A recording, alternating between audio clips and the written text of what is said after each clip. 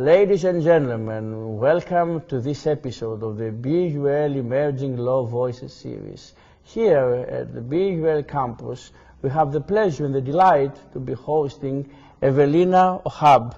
Ewelina Ochab, who is a lawyer in the International Bar Association, in the Human Rights Institute there, and she will tell us more about the work she's doing there, but not only there, she's doing a considerable work in the Houses of Parliament, and her focus is on the crime of genocide. Today we're going to speak about this, but also about other aspects when it comes to international justice and the efforts of the international community to put an end to the atrocities that are happening all over the world. So Ewelina, welcome officially to the BUL campus. We are very delighted you are here with us.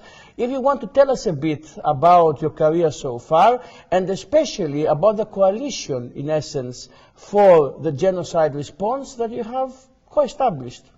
Thank you very much. Thank you very much for having me here. It's great to be at Brunel University London campus. Thank you very much for spending some time on the topic of genocide, which is, of course, a very important topic that is often very much neglected, whether here in the UK or around the world, unfortunately. And over recent years, we've seen case after case after case of horrific atrocities where we can talk about the legal definition of genocide. And there have been very neglectful responses from states. And of course, we are talking about, especially when we talk about genocide, we are talking about also associated duties, duty to prevent genocide, duty to punish the crime of genocide. But unfortunately, we see very little response in relation to those duties. And I started working on genocide back in 2015, and that was in response to the horrific atrocities perpetrated by Daesh against the Yazidi community. But speaking about the Islamic State. Of course, yes. Ewelina, do you think that, in essence, as you say now, the difficulty in prosecuting the crime of genocide is actually particularistic when it comes only to the specific crime, or it characterizes international law altogether when it comes to crimes against humanity or even war crimes? Generally speaking, I think in terms of international crimes, there's very little focus on prosecuting those crimes for what they are. We see that, for example, here in the UK, there've never been any prosecution of the crime of genocide by British courts. Why? The law is there. The perpetrators, some of the suspected perpetrators are here in the country, but still no prosecution for genocide. There have been some prosecutions for war crimes, but also we are talking about a few prosecutions, and there are many more suspects. So this is a big issue. But then we see, for example, in Germany, there have been some prosecutions of Daesh fighters for the crime of genocide. There have been some in the Netherlands, in Sweden, and a few other countries. So there's definitely a little bit that is being done in this direction, but it's still not proportional to the number of cases, number of the perpetrators around the world. So this is a massive, massive issue that needs to be addressed, and there needs to be more collaboration between states to prosecute the perpetrators. There is already a step in this direction with a very important international treaty that is to improve the collaboration between states to investigate and prosecute international crimes such as genocide, crimes against humanity, war crimes. But unfortunately, we are still far from where we should be at this stage. Do you think, Ewelina, that in essence we're talking about the notion of genocide, which, as we know, was coined after the Second World War? It comes from Greek and Latin. It have also this linguistic component in the discussion. But also we know that the last few years especially, there have been efforts to actually open the Vendalia and include also notions like cultural genocide in the notion of genocide. Do you think this is detrimental or beneficial to the whole cause of prosecuting the crime of genocide? Of course, we can prosecute genocide only in accordance with the legal definition of genocide. We cannot include anything extra on top of it. Genocide has a very specific definition, and only crimes that fit within the scope of this definition can be prosecuted. That's very clear. But indeed, considering the situation around the world, it is very important to look into whether we should expand the definition. I'm not saying that is ever going to happen, but ultimately, I think looking at some of the targeting around the world, this is a question that we should be asking, especially in academia. We should be asking this question whether the current definition is adequate or whether we should expand it. But just very briefly also, in terms of the starting point of the definition, Raphael Lemkin's definition of genocide was much broader. But nonetheless, as it was being debated, and of course the whole Genocide Convention was being debated, it was much narrowed down to the point that it is very narrow, I have to say, but nonetheless, in recent years we still see several cases that fit the legal definition of this genocide, even with the narrow understanding of the crime. Of course, I assume that political exigencies also led to the narrowing of the notion. Of course. So the question is, what's the balance, if any balance has to be struck, between the legal prosecution and actually the political considerations that have to be taken into account, if you think that international law should take any political considerations into account? Political considerations, of course, are very important. Nothing is going to happen if there is, for example, no political will to act. But ultimately, of course, for all of us, there is a clear definition of genocide, and this is the direction that we need to follow. And if crimes meet the legal definition of genocide, they have to be prosecuted, whether by domestic courts, international courts, some kind of ad hoc tribunals that are established specifically to prosecute the perpetrators. But nothing is going to happen unless there is political will, and this political will is often lacking. And do you think that, how do you think we should proceed in order to find this political will? Meaning maybe a convention of all the parties, maybe a meeting, maybe the UN perspective? Advocacy. I think advocacy is the way forward. And over recent years, we've seen how the incredible power behind civil society engagement on those topics. For example, in the case of the Uyghur genocide, we've seen incredible collaboration between civil society organizations, survivors, witnesses, and many more coming together and saying what has been happening to the Uyghurs, and writing to members of the parliament, engaging press, making sure that no stone is left unturned. And this had incredible effect on the whole debate around the topic. So we need this kind of engagement in order to do anything. But unfortunately, of course, in relation to other situations, because the civil society is not necessarily engaged in the same way, we have seen much less action and response from politicians. You wrote also about commission of inquiry, and the need also for commission of inquiry to be established in the case of Sudan, the recent violence there and the recent atrocities that happened there. Do you think commission of inquiry are the solution, or maybe it's the beginning of something that has to be done in order to fulfill the prosecutorial duties that we have as an international community? Of course, the commissions of inquiry are only the first step, and they're specifically established to look into various situations, to start collecting the evidence, to establish facts, to identify recommendations, but this is only the first step. And we've seen over recent years, for example, how then another mechanism could be established that will then collect and preserve the evidence that then can be used for prosecutions. For example, in the case of the mechanism on Syria, initially there was a commission of inquiry on Syria that started collecting the evidence, producing reports, making the findings available. And then we've seen the establishment of so-called IIIM, which was ultimately established by the UN General Assembly to collect the evidence in a way that indeed can be used for prosecutions.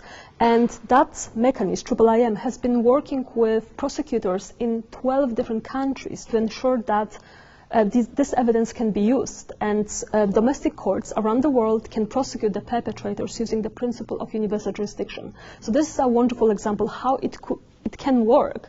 But ultimately, for example, in the case of Sudan, there was a very important meeting at the UN in relation to the situation in Sudan. There was a resolution as well in relation to what's been happening there. But unfortunately, there was not enough political will to establish yet another commission of inquiry to start collecting the evidence of the atrocities.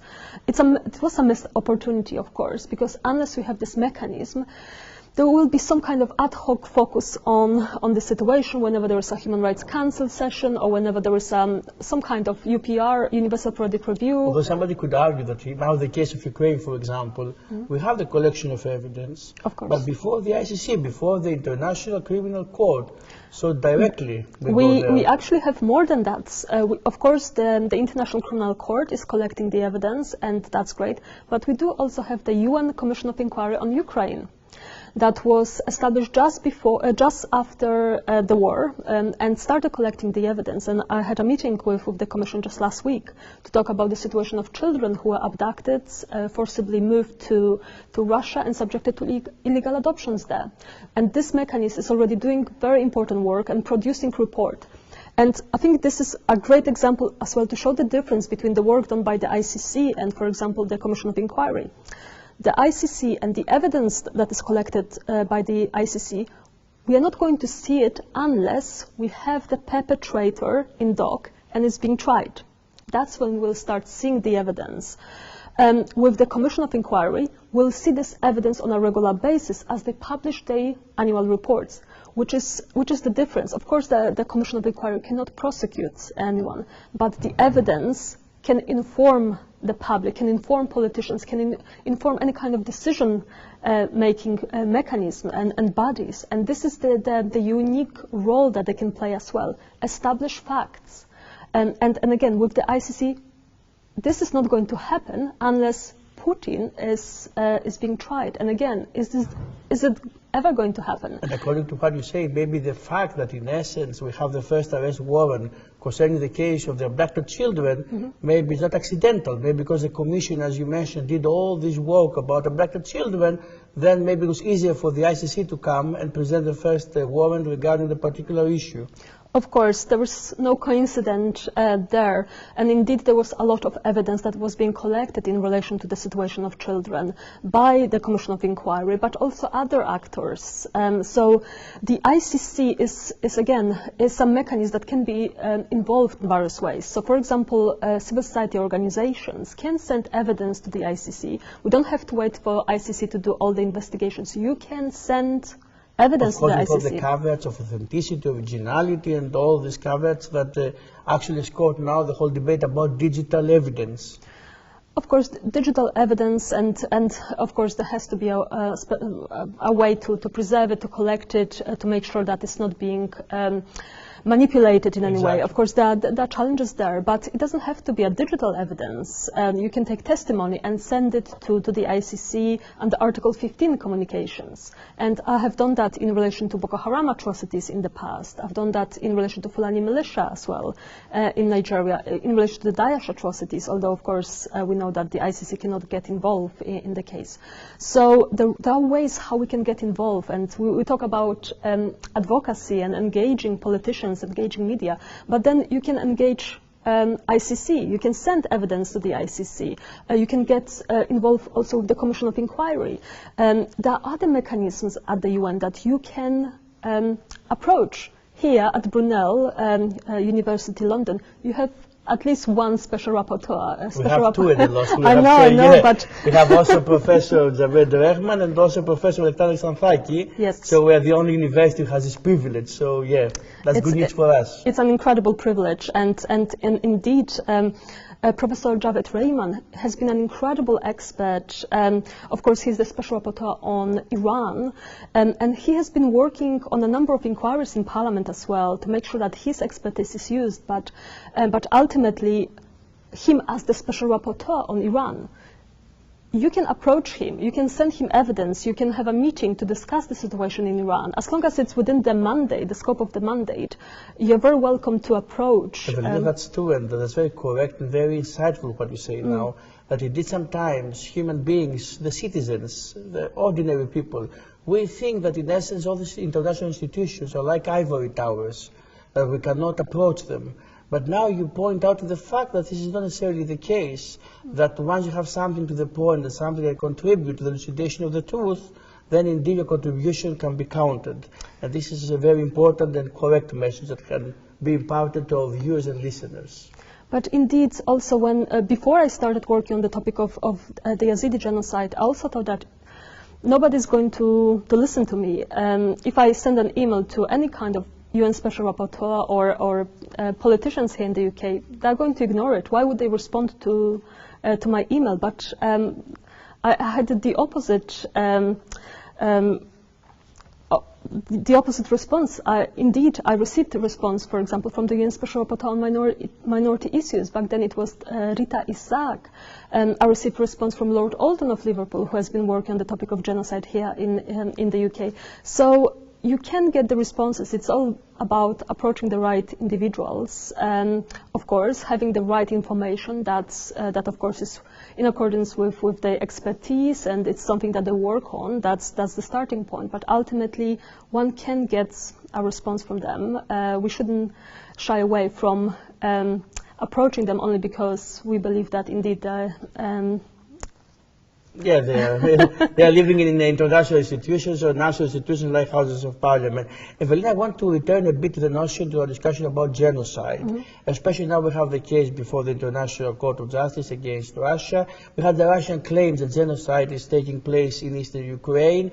And we have the whole discussion being waged on a redefined, maybe, notion of genocide. Do you think that, in essence, notions like genocide can be redefined? And how much can they be stretched linguistically? Before we spoke also about cultural genocide, for example. Should there be a limit in these efforts of ours maybe to expand the notion? Of course, we have to be very careful, and we don't want to broaden the scope of the definition of genocide, that ultimately anything could be considered genocide.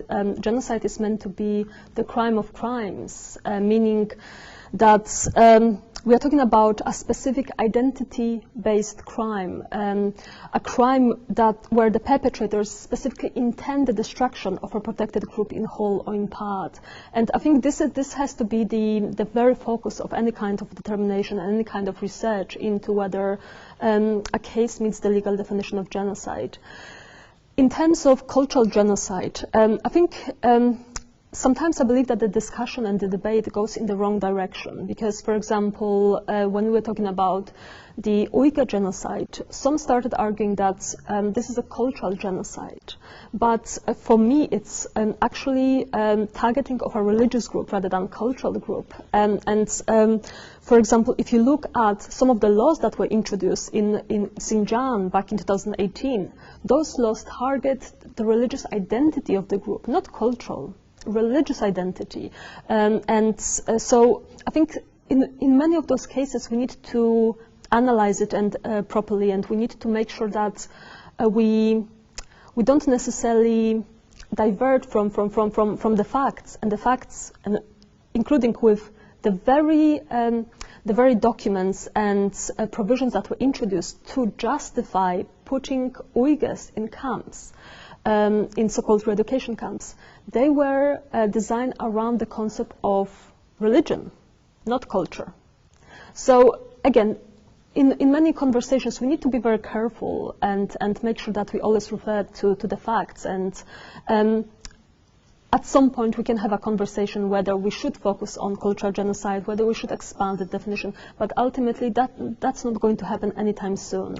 Ewelina, one last question on the notion of genocide, which is a very broad notion, and I think also our viewers and listeners will find interesting the whole analysis that we're waging so far.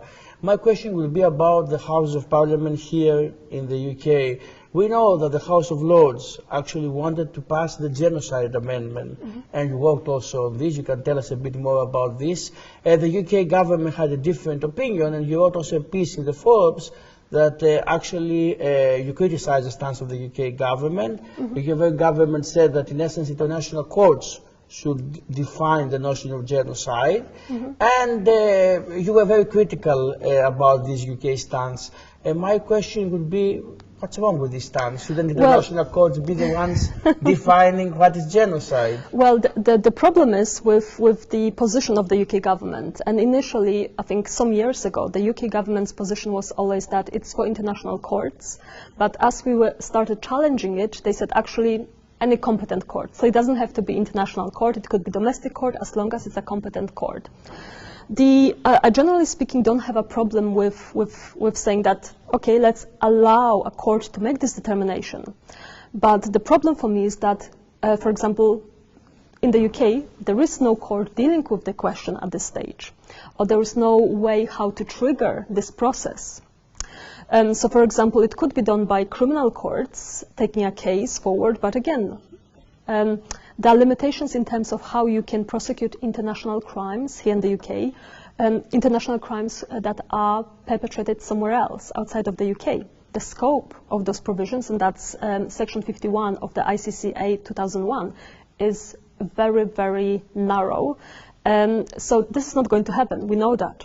So this is why we brought forward this genocide determination amendment. At the time it was to the trade bill, but at the same time Lord Alton has also genocide determination bill that is to very much introduce the same mechanism. And the mechanism is to ensure that a court can hear such cases. So individuals, for example, victims or representatives of victims, can bring forward such cases, and then the court can make such a determination. But at this stage, there is no mechanism like that in the UK. The government objected that amendment, we know that, but actually this amendment was successful in both, was supported with majority in House of Lords. It lost in the House of Commons, but it was a very small, small number. And then the government introduced a wrecking amendment that introduced something that became Section 3 of Trade Act 2021, which is I would say, useless piece of legislation or useless provision, because it cannot be really triggered. So the only provision that was introduced in recent years on genocide is absolutely useless. But we can have another session on that. I think it will be fascinating. I want to stay here with a very careful ear. I listened to what you say about the analysis of the amendment. But behind all this discussion lurks another, I think, important discussion about the role of the House of Lords when it comes to the parliamentary tasks. And we remember, for example, that also the Lords were the ones that said that the Charter of the Fundamental Freedoms of the EU should become part of the domestic human rights legislation. And then again, the government opposed this move. Do you think that the House of Lords, my question would be, what is the role of the House of Lords in the parliamentary task and procedure?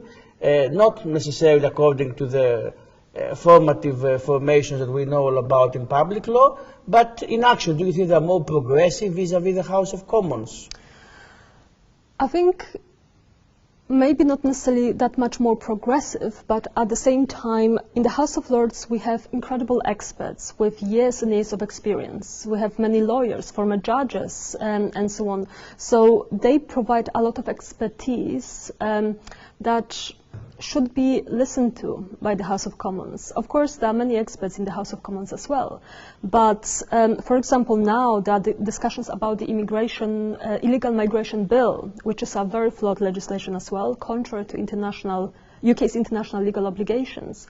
And this was introduced by the government, already had some time in the House of Commons, and some of the provisions that are very dangerous remained. And now in the House of Lords, peers tried to neutralize them, just to make sure that any kind of law that is introduced in accordance with the UK's international legal obligations, which is a very important, something very important to remember, because if a country such as the UK disregards international legal obligations, what chance do we have with other countries that are violators of human rights and international standards? So I think we need to remember not only about the provisions that are made here, but also the effect it has on the rest of the world. It's very important what you say, indeed. And Ewelina, I want with this, like a bridge now, to bring you to your other topic of interest, which is the right of freedom of religion. And my question would be, what about freedom from religion? We know in the States, for example, we have the First Amendment, we have separation of state and church. What's happening there? Do you think that international law has given enough emphasis to the freedom from religion? So, of course, when we talk about freedom of religion, it's not only freedom of religion, it's freedom of religion of belief. And that includes also freedom from religion. So not to be compelled to believe or follow specific religion.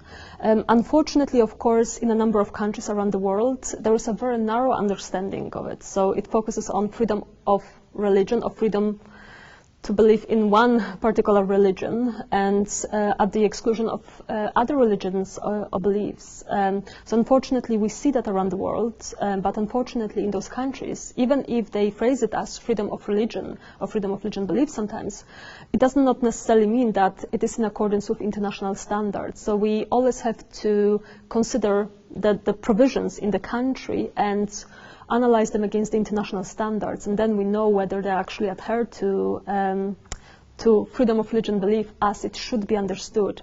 And right now we have also wonderful UN Special Rapporteurs, UN Special Rapporteur on freedom of religion belief, Professor Nazila Ghanean from Oxford University, who is a wonderful expert, and also from what I can see, she's putting a lot of pressure to make sure that we have this good understanding of what freedom of religion belief means. And again, it's not only to benefit one religion and subject others to that religion. It has to be a true understanding of freedom of religion belief for everyone. And that includes also freedom not to believe. And we'll get to link between the freedom of religion and the persecution, the genocide, the war crimes we spoke about before. Do you think that nowadays the incidents of persecution are more incidents of religious persecution or ethnic, as you said before, the issue of the minorities and the cultural genocide, which may be ethnic genocide or religious genocide? Do you think there's a blend between the other features? So I think the starting point is that in many countries, many regions, there is an overlap between religion and ethnicity. So religious minorities are also ethnic minorities in many parts of the world. For example, the Yazidis. You can classify the Yazidi community as a religious minority in Iraq, but also an ethnic minority. And the same is true, for example, with Rohingyas in Myanmar and many other groups. So this is something that we always need to emphasize. But then if we look at why are they targeted? That is the question, and then whether we focus more on them as a religious or as an ethnic group. And so, for example, with the Yazidi genocide, something what we've seen, especially from Daesh own propaganda newsletters called Dabik, they wanted to destroy the Yazidis because they called them infidels. They didn't believe that they have right to exist. And as a religious group. So I think this is very, very important. They also targeted other religious, I believe, minority groups in Iraq, and that's precisely because of their religion. They want to destroy the religious pluralism in the region. So this is a very important question, and also some groups will be targeted because of both. Again, we shouldn't exclude any of those options. The most important is to make sure that we collect as much evidence as possible, analyze it, and make those various determinations. But I would just stop you here for a moment, and I just wanted to go back to that my criticism of the UK government's position, because of course we focus specifically on whether courts should make this determination, and of course I was against it. But at the same time, I said, and Lord Alton and many more, okay, you said a court should make determination, great. In the case of the Yazidis, we talk about it's definitely genocide. We already have 2 determinations of this genocide by courts in Germany. There were at least 2 determinations by German courts. There is a 3rd trial that is ongoing. And we went back to the government to say, look, wonderful news, 2 important determinations of court determinations of those atrocities as genocide.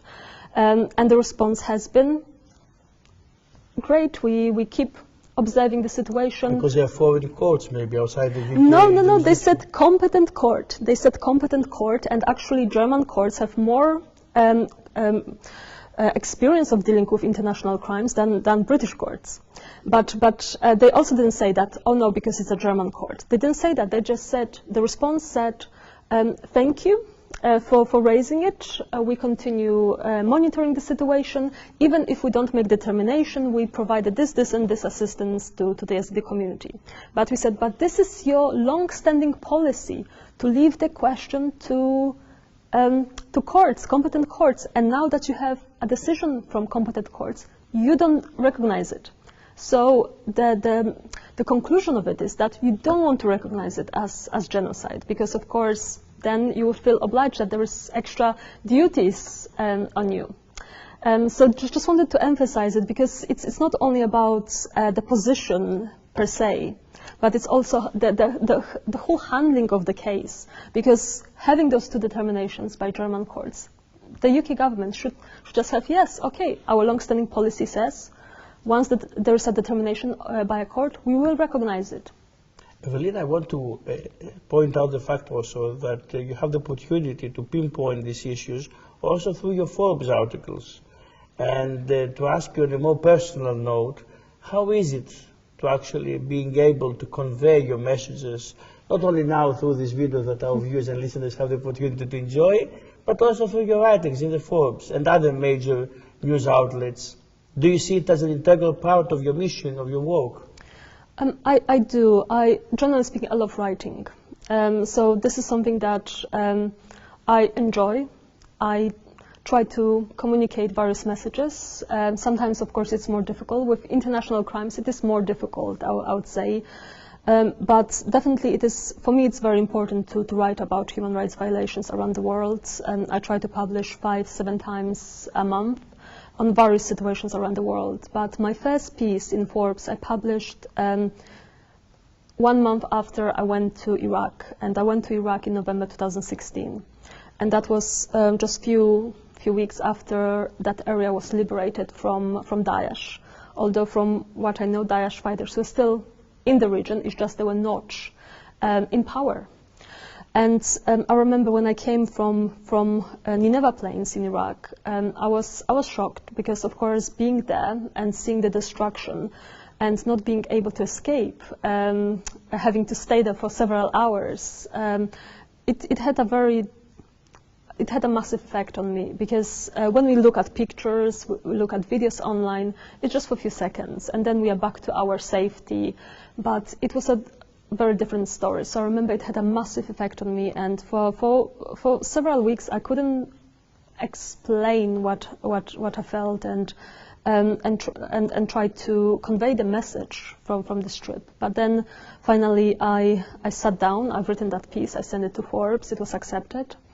Then I sent another piece, it was accepted, and then they allow me to be a regular contributor. And to some extent, because I have this platform, I feel also my duty to continue writing about human rights violations. You have also co-written a book about dignity in international law. So here I'm going to ask you, in essence, if you want to tell us about the right to dignity, what's the position in international law? We know that the right to dignity has a cardinal position, for example, in the Grundgesetz, the German constitution, and other constitutions have been influenced by the Grundgesetz. But do you think that international law holds the same cardinal position for the right to dignity? And the second part of this question, that you can answer holistically, is if you think that the right to dignity is a bit too general when it comes to the prosecution of atrocities. For example, when it came to the beheading of people by the Islamic State, we have Dutch courts speaking about the right to dignity of the deceased and the photos that were published there. But do you think that maybe there were also other rights that could have been discussed by the court? Of course, human dignity is a very broad topic, and we spent over 300 pages describing the different understanding of human dignity, the different usage of human dignity, and its manifestation in law, whether domestic or international law. And you mentioned, of course, Article 1 of Grundgesetz, which is indeed talk about human dignity. And of course, in various decisions, we've seen how the concept of human dignity has been used to protect certain values where no other provisions were adequate or could apply. So especially studying the German jurisprudence on human dignity, I think is fascinating, and we cover it quite a bit in this book. But it is not only, this book is a product or is commentary to a project that we've been working on, and this is so-called the Punta del Este Declaration on Human Dignity for Everyone Everywhere, which is a declaration that over 30 human rights experts from all over the world have been working on, and we finalized this document in Uruguay, in Punta del Este. And as we were working on this document, that was for the 70th anniversary of the Universal Declaration of Human Rights. And indeed, the drafters of the Universal Declaration of Human Rights, they focus on the concept of human dignity significantly. It is, of course, mentioned in the Universal Declaration of Human Rights. It is also mentioned in the International Covenant on Civil and Political Rights and many other documents, because of its fundamental value in its own, but also in order to protect human rights more broadly. And as we were working, or as we were marking the 70th anniversary of the Universal Declaration of Human Rights, we realized that we need to do more. It's 70 years after the Universal Declaration of Human Rights, and we are still not anywhere near the universal recognition of human rights. So what else can be done? And three wonderful experts at the time, Brett Schaafs, Cole Durham, and Jan Figel, they were talking about why don't we focus on human dignity? It was so important for the drafters of the Universal Declaration of Human Rights. We need to revive the topic, and we need to see how strengthening the protection on human dignity for everyone can also result in better protection of human rights for everyone. And indeed, trying to... So you see the human dignity not as another human right, but as a spectrum with which all the human rights must be read. Yes, and a goal as well in the protection of human rights. So there are indeed so many usages and interpretation of the importance of human dignity. It's a value on its own, it's a value to protect other human rights, it's a goal of protecting human rights. And so this is the project that we've been working on, and right now we continue with this project as well, and now of course we'll be marking the 75th anniversary of the Universal Declaration of Human Rights, and we work on a UN Day on human dignity, and that we are hoping that we'll be able to table it, or states will be able to table it soon, and hopefully for the September General Assembly meeting. And just to say to our viewers and listeners here, and with this to close this interesting interview, and to thank you, Ewelina, for being here with us, that you have instituted also already the UN Day for Freedom of Religion. And now UN Day commemorating the victims of acts of violence based on religion or belief. Exactly. And it was designed to mark and commemorate the victims of the Daesh atrocities, because that was what I had in mind when I was drafting that project. At the time, there was no UN Day that would focus on victims and survivors of such horrific atrocities as those perpetrated against the Yazidis and other religious or belief minorities. There were days, UN days, on so many other things, but nothing on such an important topic. And that's the reason I decided that it is time to have a day where we can focus on the situation, so that we don't only wait till something bad happens so that we start talking about the Yazidis or Uyghurs or Rohingyas. But there's a day in a year when we always focus on victims of violence based on religion or belief, but also use this day to talk about prevention, so that we don't always see victims and survivors, but we try to prevent those horrific atrocities. Which is very important, Ewelina, as you say, the prevention as the first step towards our efforts not these atrocities happen in the first place. Because sometimes we are lamenting afterwards that these atrocities happen, but the most important task is to try to avert them to the extent that we can. With this, thank you very much for your participation. Ladies and gentlemen, it was Ewelina Ochab together with us here in the BUL campus, and Dr. Solon Solomon from the BUL School of Law. And with this, we bid you farewell, and we look forward to seeing you in the next episode of the BUL Emerging Law Voices series.